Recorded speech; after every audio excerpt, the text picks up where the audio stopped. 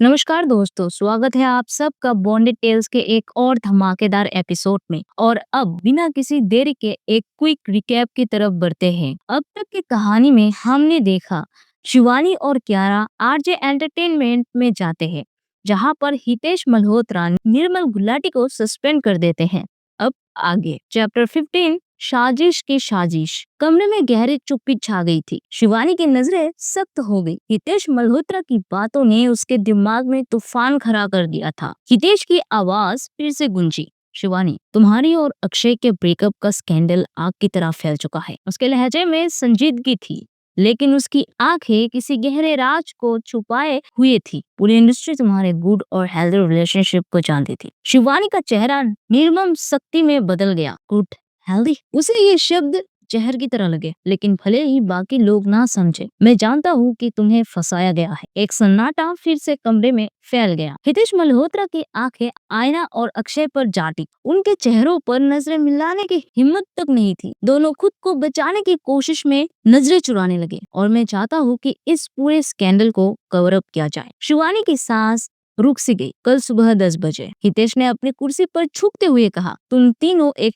Press conference में बैठने वाले हो। शिवानी की उंगलियां कसकर मुट्ठी में भींच गई। जहां तुम और अक्षय अपने ब्रेकअप को एक म्यूचुअल डिसीजन बताओगे। और आईना, उसने अपनी बेटी की ओर देखा, तुम सबके सामने अपनी और अक्षय की रिलेशनशिप का ब्यौरा दोगे। कमरे में एक अजीब सी घुटन भर गई थी। कमरे में एक बार फिर सन्नाटा खींच गया। एंड शिवानी, हितेश मल्होत्रा ने गहरी सांस ली और धीरे से उसकी नजर में छापते हुए कहा, जो भी मूवीज और फैशन कॉन्ट्रैक्ट तुमसे छीने गए हैं, मैं उन्हें वापस ग्रांट करता हूँ। शिवानी के कानों में ये शब्द बॉम्ब की तरह फटे। लेकिन इससे पहले कि वो कुछ कह पाती, अब तक शांति से बैठी कियारा बीच में कूद पड़ी। मिस्टर मल्होत्रा, उसकी आवाज में तीखापन था जो कमरे की हवा में तेज धार वाले चाकू की तरह कटीली हो गई। आपको नहीं लगता कि आपको ये डिसीजन एक waste of money and waste of time है? कमरे में मौजूद हर एक शख्स अब कियारा की तरफ देख रहा था, यहाँ तक कि खुद शिवानी भी। लेकिन कियारा को इस सवाल या निगाहों से कोई फर्क नहीं पड़ा। उसने अपनी बात को और आगे बढ़ाते हुए कहा, देखिए मिस्टर मल्होत्रा, उसकी आवाज में एक सदी हुई चालाकी, जो भी डैमेज होना था वो हो चुका है। और इंडस्ट्री और पेपराजी। कियारा हल्का सा हंसा। आप तो जानते ही है, ये लोग कभी शांत नहीं बैठे। उसने टेबल पर उंगलियां बजाई। भले ही आप कितनी भी प्रेस कॉन्फ्रेंस कर ले, मीडिया वाले हमेशा कोई ना कोई स्कैंडल गिरा ही देंगे। हितेश की आंखें सिकुड़ गई। उसने कियारा की तरफ घूर कर देखा,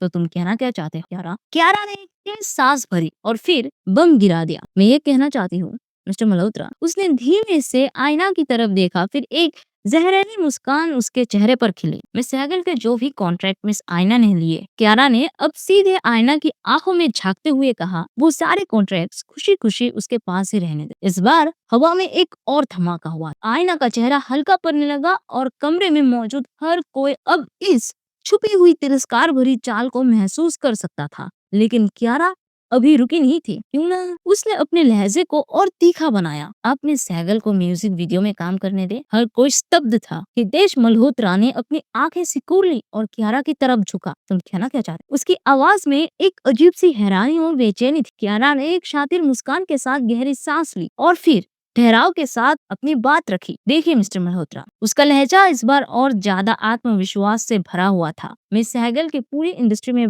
भयंकर बदनामी हो चुकी है। शिवानी की उंगलियां मुट्ठी में जकड़ गई। और मुझे नहीं लगता कि अब कोई भी डायरेक्टर इतने स्कैंडल में फंसे एक्ट्रेस को अपनी फिल्म्स के लिए चुनेगा। कियारा की नजरें अब सीधे हितेश पर टिक गई। और अगर कोई चुन भी ले, तो मुझे नहीं लगता कि जनता इतनी जल्दी से उसे एक्सेप्ट करने वाली है। हितेश अब भी उसे गहरी नजरों से देख रहा था, लेकिन कियारा अब पीछे हटने वालों में से नहीं थी। So it's better. उसने अपनी कुर्सी पर थोड़ा झुकते हुए एक हल्की मगर पैनी मुस्कान फेंकी। मिस सहगल की इमेज को धीरे धीरे सुधारा जाए। कैसे? हितेश की आंखें अब और ज्यादा चौकन्नी हो गई। एक आध म्यूजिक वीडियो रिलीज होने दे। कियारा की आवाज अब एकदम साफ और धारदार थी। और फिर हम खुद देख सकते हैं कि इंडस्ट्री में मिस सहगल की डिमांड कितनी बची है। उसने अपनी उंगली टेबल पर ठक ठक बजाई। और जब हमें डेटा मिलेगा, वो थोड़ी रुकी, फिर धीरे से मुस्कुराई, तो हम तय कर सकते हैं कि आगे कौन से कॉन्ट्रैक्ट उनके लिए सही रहेंगे। कमरे में मौजूद हर किसी का चेहरा अब गहरी सोच में डूब चुका था। लेकिन हितेश,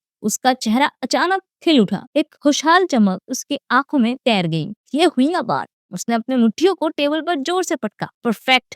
फिर सबकी तरफ देखता हुआ ऊंची आवाज में बोला, ओके, तो मैं कियारा के प्लान को ही फाइनल करता हूँ। शिवानी की आंखें आशंका से भरी हुई थी। आयना और अक्षय ने एक दूसरे को देखा, उनके चेहरों पर एक अजीब सी बेचैनी थी। बट कियारा, हितेश मल्होत्रा की आवाज इस बार जरा गंभीर थी। तुम्हें नहीं लगता कि तुम जो इंडस्ट्री की टॉप मैनेजर में से हो, कंपनी फिर से ज्वाइन कर लेना चाहिए? कमरे में हलचल मच गई। शिवानी, आयना, अक्षय, सबकी नजरें अब कियारा पर टिक चुकी थी। लेकिन कियारा, वो तो जैसे पहले से ही तैयार थी। उसने बिल्कुल शांत और संयमित लहजे में कहा, सर, मैं फिलहाल ब्रेक पर हूँ। उसका लहजा इतना संजीदा और आत्मविश्वास से भरा हुआ था कि कमरे में बैठे लोग सिर्फ सुनते ही रह गए। एंड आई डोंट थिंक मुझे कंपनी ज्वाइन करने की कोई जरूरत। हितेश ने उसकी बात ध्यान से सुनी। फिर एक तीखी मुस्कान उनके चेहरे पर आई, लेकिन उन्होंने अपनी नापसंदी को बड़ी सफाई से छिपा लिया। लेकिन कियारा, वो तो हर इशारे को पढ़ना जानती थी। वो हितेश की मुस्कान के पीछे की असलियत को समझ चुकी थी।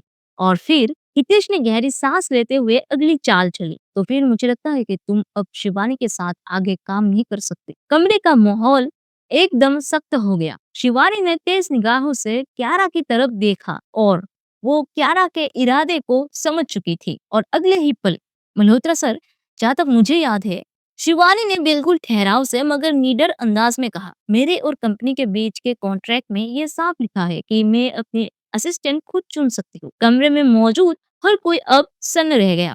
आयना, अक्षय, निर्मल, सबके चेहरे पीले पड़ चुके थे। एंड फिलहाल मेरी पर्सनल असिस्टेंट कियारा है। हितेश की उंगलियां टेबल पर कस गई। आयना और अक्षय एक दूसरे को देखने लगे, क्योंकि इंडस्ट्री में कियारा को अपने साथ रखना अपने आप में एक जीत माना जाता है।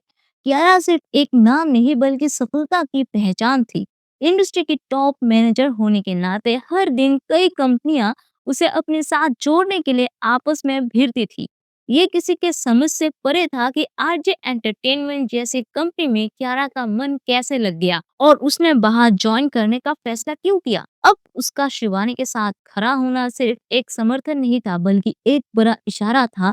शिवानी भी जल्दी ही कंपनी छोड़ सकती है। वही दूसरी ओर हितेश मल्होत्रा का गुस्सा उबाल पर था। उनकी उंगलियां टेबल पर कसकर जकड़ गई, लेकिन चेहरे पर उन्होंने झूठी मुस्कान ओढ़ ली।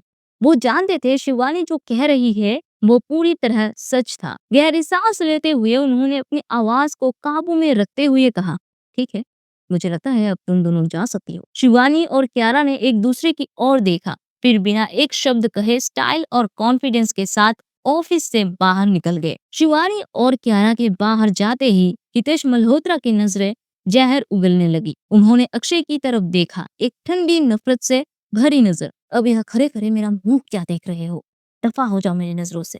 हितेश की कड़क आवाज पूरे कमरे में गूंज उठी। अक्षय के शरीर में एक ठंडा पसीना दौड़ गया। उसने बिना एक शब्द कहे तेज कदमों से बाहर से निकल जाना ही बेहतर समझा। अक्षय के जाते ही हितेश की आंखें अब निर्मल पर टिकी। उनकी खामोश लेकिन तीखी नजरों का इशारा ही काफी था।